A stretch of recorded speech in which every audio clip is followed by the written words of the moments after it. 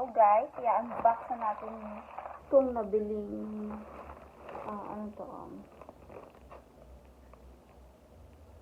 basta i-unbox na natin to.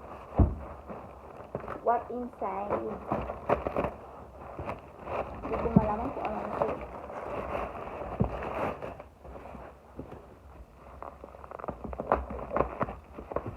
Gift ideas or regalo.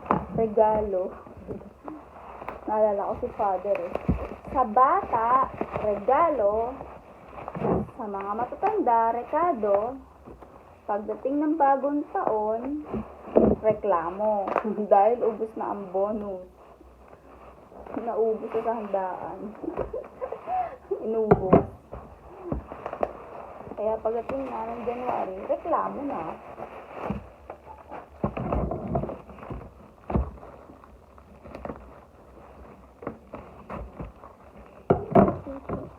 Eto. Ang nipis lang niya. Sobrang nipis. Kala ko nga may ilaw to eh. Pwede ba? Kung matanda lang ata to. Pwede ba ito sa bata?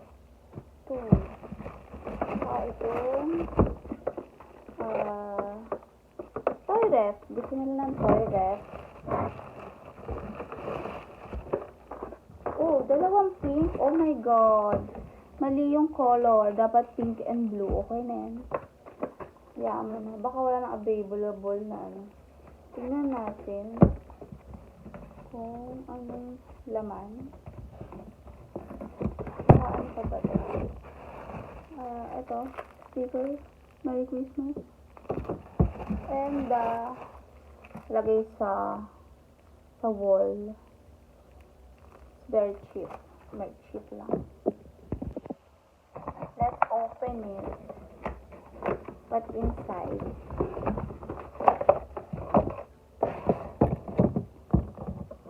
Tada! Ayan.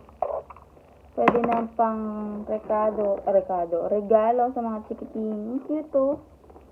Diba? Ganda. Ano ito? Tutuwa sila nito.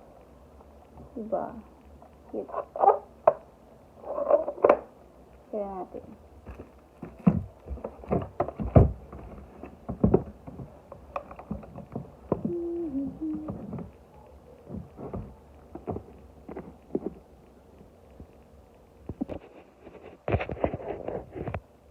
Tapos, ito po yung another gift idea. Para to sa exchange gift.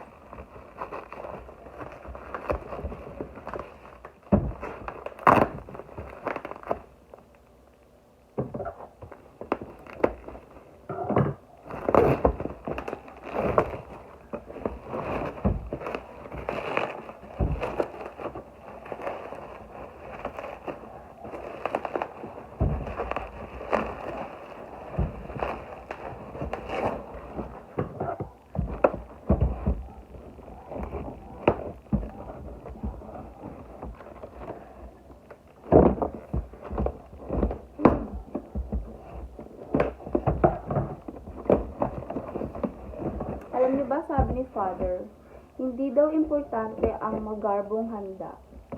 Ang importante daw ay sama-sama at nagmamahalan ang pamilya. Look ang laki ng truck. How big is that? It costs 300 plus. Wow, amazing.